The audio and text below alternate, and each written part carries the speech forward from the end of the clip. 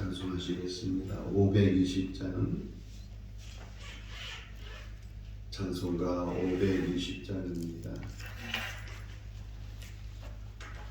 듣는 사람마다 복음 전하여 복스러운 소식 들어보치세. 모든 사람에게 전할 소식을 어느 누구나 오라. 어느 누구나 주께 나오라. 어서 와서 주의 말씀 들으라. 하늘 아버지가 오라 하시니 어느 누구나 오라. 오는 사람들은 지체 말고서 문 열었을 때에 들어오시오. 생명길은 오직 구주 예수님. 어느 누구나 오라. 어느 누구나 주께 나오라. 어서 와서 주의 말씀 들으라. 하늘 아버지가 오라 하시니 어느 누구나 오라. 언약하신 대로 이룰 것이니 누구든지 언약 받을 수 있네. 받은 사람에게 생명이로다. 어느 누구나 오라.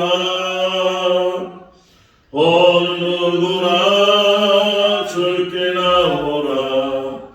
어서 와서 주의 말씀 들으라.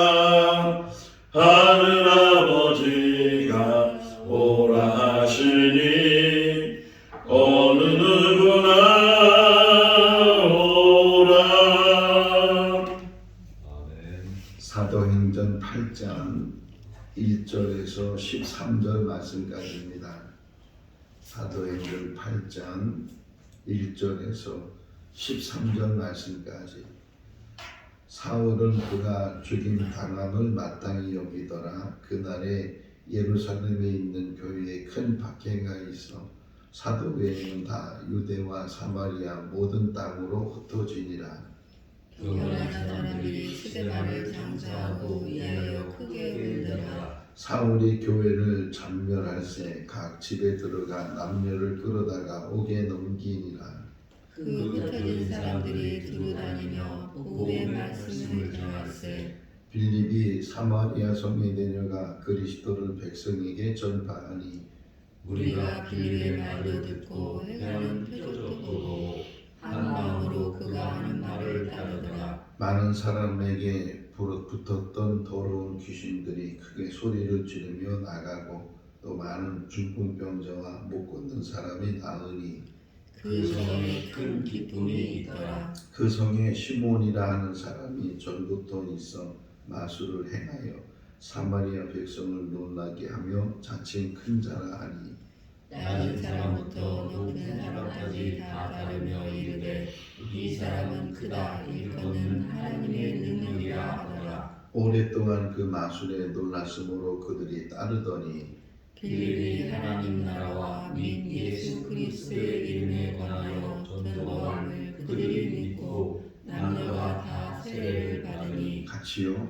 시몬도 믿고 세례를 받은 후에 전심으로 빌립을 따라다니며 그 나타나는 표적과 큰 능력을 보고 놀라라. 아멘. 할렐루야. 아멘. 어제 스데반의 순교에 대한 말씀을 같이 묵상했습니다. 어떻게 보면 기독교가 시작하면서 첫 번째 순교당한 사람이 스데반 집사님이신데, 또 사도행전 12장에 가서 보면 사도 중에 한 사람인 야고보, 요한의 형제죠. 그 야고보도 헤롯에 의해서 순교를 당해. 그러니까 스데반은 돌에 맞아 죽기도 하고, 또 야고보는 칼로, 헤롯에 의해서 칼로 죽음을 당하기도 하고 기독교 역사는 순교의 역사다 이렇게 말을 해요. 여름 방학이 되면 청년들이 선교지에 가서 단기 선교를 하는 경우가 많습니다. 우리나라에서도 청년들이 방학이 되면 여러 선교지를 가게 되는데 좀 오래된 이야기인데 단기 선교를 위해서 이제 공항을 가다가 그만 그 봉고차가 전복이 돼서 그래서 청년 한 사람이 세상을 떠나게 됐어요. 이름이 서지연 청년인데 얼마나 슬프겠어요. 얼마나 안타깝고. 그런데 그 부모님이 물론 슬픔을 가지고 있었지만 우리 딸이 복음을 전하기 위해서 선교지로 가다가 세상을 떠났으니 딸을 위해서 우리가 좀 더 뭔가를 해야 되겠다. 그 청년이 몽골로 가는 중이었는데 그래서 그 몽골에다가 큰 땅을 사서 거기에 수련관을 만들었어요. 그래서 이름을 서지연 수련관 이렇게 만들어놨는데 저도 거기에 몇 번 가봤는데 조그마하게 건물 안에는 그 청년의 유품들, 청년이 썼던 노트나 책이나 옷이나 이런 것들이 거기 비치되어 있어요. 이런 우리 청년들 그 뜻을 다 이루지 못하고 복음을 전하기 위해서 가다가 세상을 떠난 이런 모든 청년들까지도 다 순교자가 아닌가 생각이 되고 더 나아가서는 우리들도 이 땅에 사는 동안에 복음을 위해서 일하다가 그러니까 믿음 생활 자체가 복음을 위해서 일하는 일이니까 믿음 생활 하다가 하나님의 부르심을 받게 되면 곧 그것이 순교다. 그러니까 믿음을 잘 지키고 더 나아가서는 그 복음을 전하는 일에 힘쓰다가 하나님의 부르심을 받으면 어제 제가 어느 장례 조문을 다녀왔는데 목사님이 세상을 떠나셨어요. 저랑 가까이 지냈던 목사님이었는데 암으로 세상을 떠나셨는데 그때 마침 예배를 드리고 있었어요. 그래서 같이 이제 예배에 참석을 했는데 그 광고하는 목사님이 그 세상을 떠나신 목사님에 대해서 여러 가지 이야기를 해주시면서 물론 슬픈 일이지만 이제 죽음을 맞이하면서 정리해야 될 모든 부분들 또 이제 설날 때는 가족들과 가족여행도 다녀오시고 이런저런 이야기를 하시면서 우리 목사님은 이제 하나님의 부르심을 받았지만 이 땅 사시는 동안에 너무 귀하고 또 하나님의 일을 하시다가 하나님의 부르심을 받았습니다 라고 쭉 이야기를 할 때 마음도 아팠지만 또 한편으로는 믿음의 승리자가 되지 않았나 생각이 되는데 우리들도 이 땅에 사는 날 동안 믿음을 잘 지키고 더 나아가서는 이 복음을 위해서 지금 이스라엘 여기 기독교인들이 초대 기독교인들이 박해가 시작이 되면서 다른 쪽으로 막 흩어졌잖아요. 흩어졌다고 표현되는데 근데 흩어져서 그냥 도망간 것이 아니고 흩어지는 곳을 다니면서 그들이 복음을 전했다. 4절 보세요. 4절 한번 읽어볼까요? 그 흩어진 사람들이 두루 다니며 복음의 말씀을 전하였으니 흩어져서 도망가서 끝나는 것이 아니고 그 가는 곳마다 다시금 복음을 전했다. 우리가 어디 있든지 무엇을 하든지 좋은 일이 있든지 나쁜 일이 있든지 복음을 위해서 일한다는 것이 얼마나 귀한가 하는 생각을 갖게 되고 자 근데 한편으로 또 한번 생각해 볼 수 있는 것은 예루살렘 교회가 세워지고 그 예루살렘 교회가 부흥하기 시작하죠. 막 3,000명이 들어오기도 하고 또 5,000명이 되기도 하고 이제는 헤아릴 수 없는 사람들이 예루살렘 교회에 모여 있어요. 자 근데 예수님께서 승천하시기 전에 제자들에게 말씀하시기를 오직 성령이 너에게 임하시면 너희가 권능을 받고 그리고 예루살렘뿐만 아니라 온 유대와 사마리아와 땅끝까지 내 증인이 되라 이렇게 말씀하셨어요. 그러니까 예루살렘뿐만 아니라 유대 땅에도 사마리아 땅에도 아니 저 땅끝까지도 복음을 전하라고 증인이 되라고 예수님 말씀하셨는데 예루살렘 교회가 그것을 지키지 않고 있는 거예요. 왜냐면 여기가 좋다는 게 우리끼리 좋고 우리가 많이 모이니까 좋고 큰 교회가 되니까 좋고 대형교회가 되니까 좋고 이렇게 자기들끼리만 모여있는 이 모습을 하나님이 보실 때는 하나님의 뜻에 맞지 않다는 거예요. 그래서 결국은 스스로 나가지 않으니까 큰 박해가 시작이 되면서 그들이 어쩔 수 없이 자원해서 나가는 것이 아니고 어쩔 수 없이 도망가다 보니까 흩어지게 되고 흩어지면서 가는 곳마다 복음을 전하게 됐다. 이왕이면 스스로 복음을 위해서 흩어진다면 얼마나 좋았을까 하는 생각을 갖게 돼요. 예수님 비유 속에서 두 아들에 대한 비유가 하나 있어요.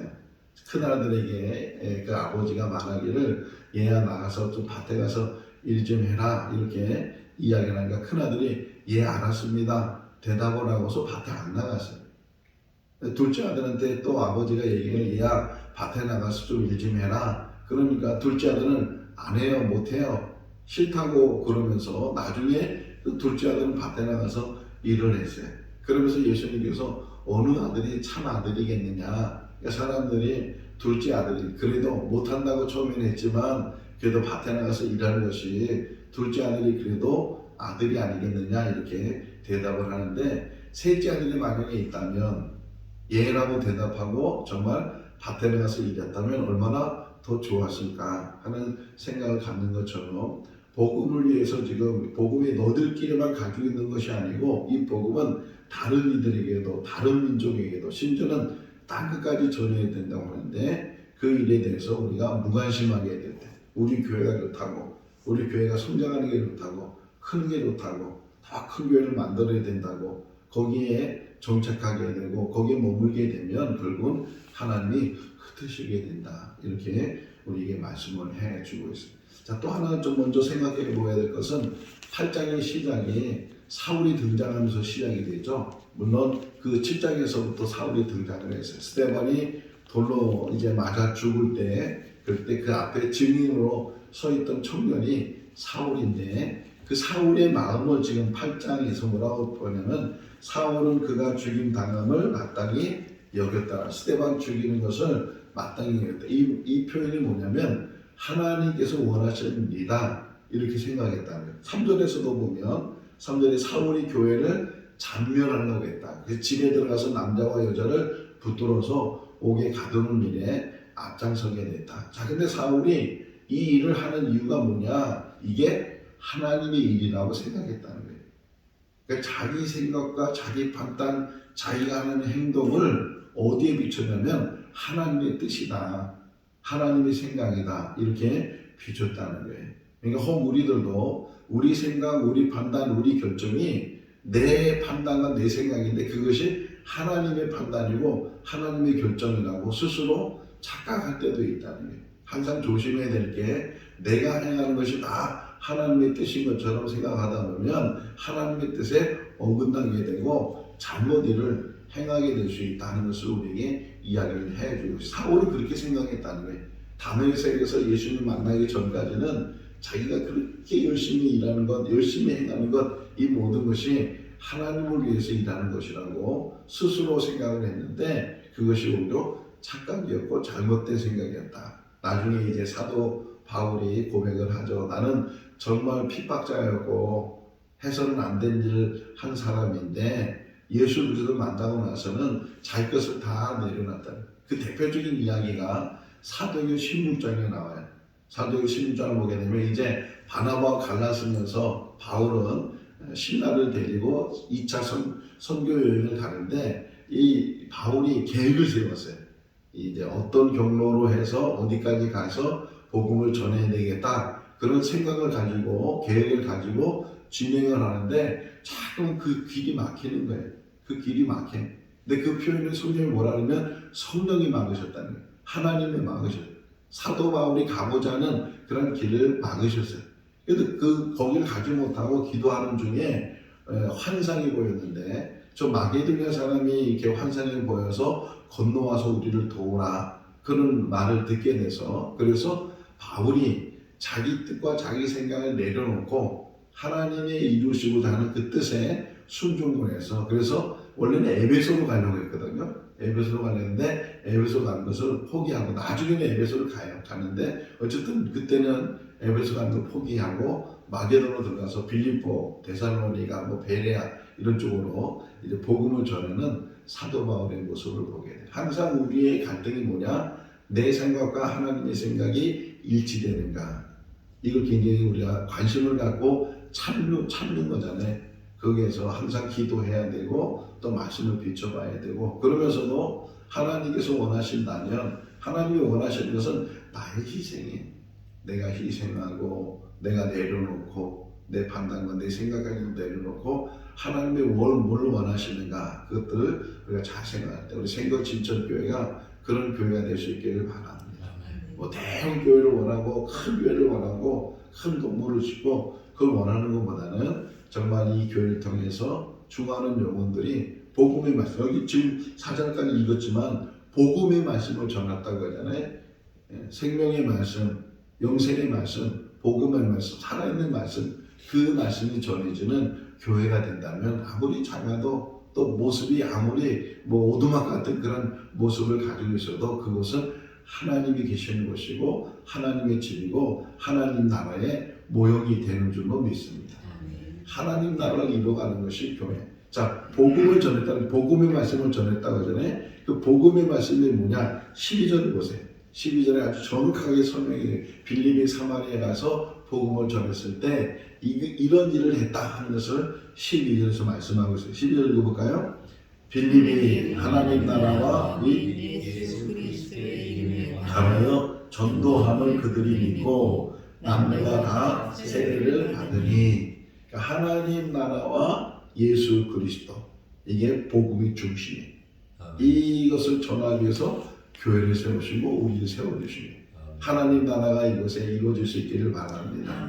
하나님 나라, 그리고 예수 그리스도가 그분만이 내가 길이요 진리요 생명이라고 말씀하신 것처럼 그분만이 우리를 하나님 나라로 인도해 주시는 중보자가 되시고 우리의 참된 구주가 되신다. 예수 외에는 자랑할 것이 없어요. 십자가 외에는 자랑. 우리 교회도 십자가를 자랑하고 예수를 자랑하고 뭐 우리 목사님이 좋고 우리 성도가 물론 칭찬해주고 격려해주고 위로해주고 세워주고 그것은 참 좋은 일이지만 그런 진정한 자랑은 오직 십자가. 이 십자가의 대속이, 지금 제가 어제 서점에 가서 책을 한권 샀는데 정말 예배가 어떤 예배를 드려야 되는가, 성도들이 예배 드리는데 예배가 어떤 예배가 되는가, 그 핵심이 뭐냐면 찾아오시는 하나님을 만나는 예배.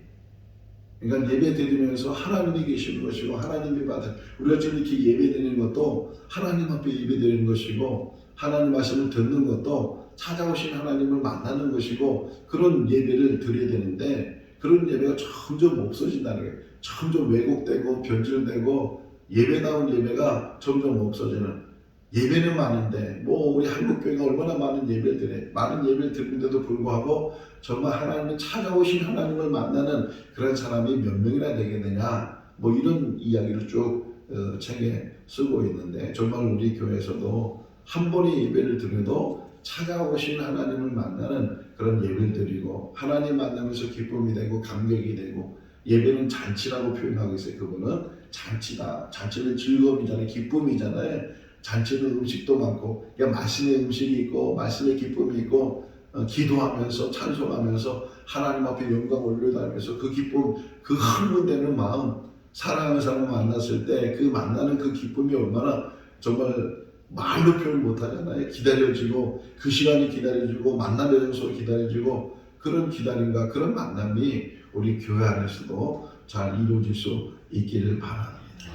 자, 어쨌든 이 예루살렘 교회가 핍박을 받고 사람들이 흩어지면서 이곳저곳을 다니게 되는데 그 중에 한 사람이 빌립이에요. 여기서 나오는 빌립은 예수님의 제자 빌립이 아니고 7 집사님 중에 한 분인 빌립이에요. 이 빌립이 이제 사마리아에 갔다. 원래 유대인들은 사마리아 길을 지나가지도 않아요. 사마리아를 벗어나서 저 지중해 쪽으로, 해변 쪽으로 갈릴리로 가든지 아니면 요단강이 흐르거든요. 저 갈릴리 호수에서부터 사해 바다로 요단강이 흐르는데 요단강 쪽으로 길을 여리고 이렇게 통해서 올라가지 사마리아는 대수이면 지나가진 않아요. 왜냐면 유대인이 아니라는 거예요. 혼합되어 있고 벌써 저들은 순수한 유대인이 아니라고 취급도 안 해주는 그런 지역이고 그런 사람들인데 예수님이 지나가시잖아요. 수가란 성에 가서 여인을 만나게 되고 그 성에 들어가서 사람들을 만나게 되고 복음을 전하게 되고 요한복음 4장을 보면 그게 설명되어 있는데 지금 빌립도 사마리아에 갔어요. 자, 사마리아에 갔는데 그건 역시도 사도행 1장 8절하고 연결되잖아요. 예수님께서 성령이 임하시면 권능을 받고 예루살렘과 온 유다와 그리고 사마리아와 그러니까 어디든지 복음이 들어가야 된다는 거예요. 여기는 안 돼, 저 사람은 안 하는데 그래서는 안 된다. 어느 누구든지 정말 안 되는 것이 저 북한 땅에도 들어가야 되고 저 이슬람 국가에도 들어가야 되고 저 불교 국가에 들어가야 되고 저 미신을 믿는 우상을 믿는 그런 모든 곳에 모든 사람에게 복음이 들려져야 된다. 마지막 때가 언제냐? 예수님 설명하면서 모든 사람이 복음을 들을 때가 마지막 때다 이렇게 말씀하시는데 복음은 가리지 않는다. 사람을 가리지 않고 지역을 가리지 않고 모든 자들에게 복음이 들어가야 된다. 사마리아 지역에서도 이제 빌립이 들어가서 하나님의 말씀을 행하는데 하나님의 말씀을 전하는 것이 아니고 표적과 기사가 일어났대요. 초대교회 안에는 표적과 기사가 일어나고 선교지 안에서도 마찬가지예요. 처음 복음이 들어갔을 때 막 놀라운 치유의 사역이 일어나게 해도 축사, 귀신이 쫓아내고 여기 오늘도 그 얘기 나오잖아요. 여기 7절에 보게 되면 많은 더러운 귀신들이 다 나가게 되고 그리고 맹인들이 눈을 뜨게 되고 안진뱅이가 일어나게 되고 이런 치유 역사도 함께 일어나게 돼서 왜? 증거가 되니까 예수님 사역도 마찬가지잖아요. 예수님께서 세례 받으시고 40일 금식한 다음에 회개하라 천국에 가까우니라 말씀하시면서 치유 사역이 일어나요. 그래야 많은 사람들이 또 소문나고 찾아오게 되고 그래서 복음 전하게 되고 거기서 많은 제자들과 많은 주님을 믿는 사람들이 생기는 것처럼 우리 교회 안에서도 우리가 이게 치유할 수 있어. 저는 은사가 치유 은사가 없어요. 근데 하나님이 하시는 일이죠. 치유 은사가 없다 할지라도 기도하면 믿음으로 기도하면 병이 낫게 되고 문제가 해결되고 그런 일들이 우리 지금도 우리 믿음 안에서 이루어지는 줄로 믿습니다.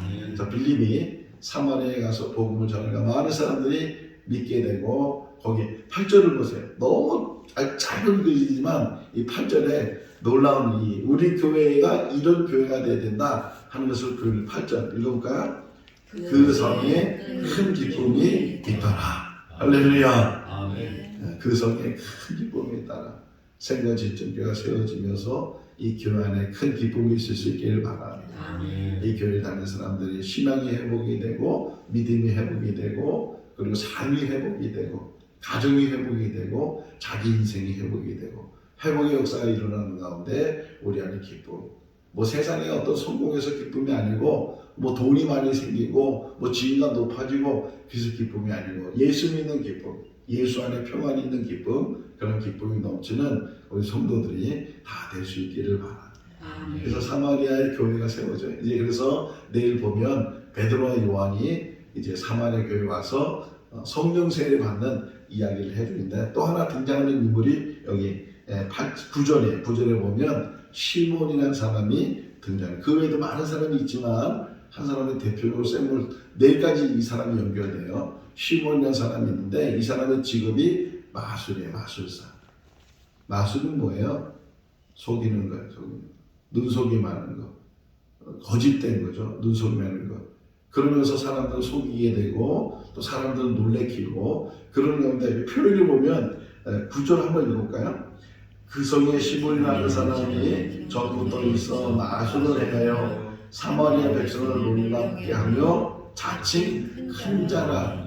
여기 표현이 자칭 큰 자라 한다고 자기 스스로 큰 사람이라고 말한다는 거예요. 물론 여기 그 다음 말씀을 보게 되면 사람들도 다 놀랬다는 거예요. 높은 사람이든 낮은 사람이든 그가 행하는 그런 일들을 보면서 마술을 보면서 이게 하나님의 능력이다 뭐 그렇게 말할 정도로 사람들이 놀라고 했는데 자칭 큰 자라. 이게 사람의 심리라는 거예요. 사람의 욕망이라는 거예요.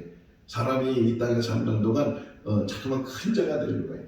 큰 자가 되려고 높은 자리에 올라가려고 하고 더 큰 것들을 가지려고 하고 큰 자가 되려고 하는 그런 욕망 속에서 난 내일 보면요 이제 성령 세례 받는 사람들을 보면서 이 시몬이 돈을 가지고 와서 나한테도 그런 능력이 가질 수 있도록 그것 좀 팔아라 내가 살 수 있도록 도와달라 뭐 그런 이야기가 내일 나오는데 다시 내일 말씀을 묵상하고 시몬의 모습을 보면서 그러면서 또 한 가지는 시몬이 이 빌립이 행하는 일들 통해서 그가 마술을 버려요.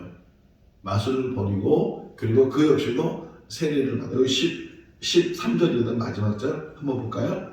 시몬도 믿고 세례를 받으니 전심으로 빌립을 따라다니며 그 나타나는 표적과 큰 능력을 보고 놀라니라. 그러니까 시몬도 믿었고 세례도 받았고 또 전심으로 다른 사람들보다 더 열심히 그러니까 이 사람이 가지고 있는 장점이 뭐냐면 뭘 해도 대충 하는 게 없고 열심히 한다는 거예요. 열심히 해서 그래서 빌립을 따라다녔다. 근데 문제는 뭐냐? 그렇게 열심히 있고 변화되고 그런데도 불구하고 자기가 가지고 있는 내적인 어떤 욕망이나 어떤 자기의 어떤 자랑이나 자기를 드러내고 싶어하는 자기를 나타내고 싶어하는 그런 모습들은 버리지 못했다는 거예요. 우리가 예수 믿으면서 옛사람은 다 죽어지고 옛사람은 다 없어지고 새 사람이 되고 정말 성령의 사람이 되고 정말 거듭난 사람이 되고 그래야 되는데 혹이나 자꾸만 옛것들이 다시금 회복되고 옛것들이 다시금 나타나게 되고 그런 일들이 얼마나 많이 일어날 수 있는가. 사람이 변화되지 못하는 부분도 많이 있는데 온전한 변화,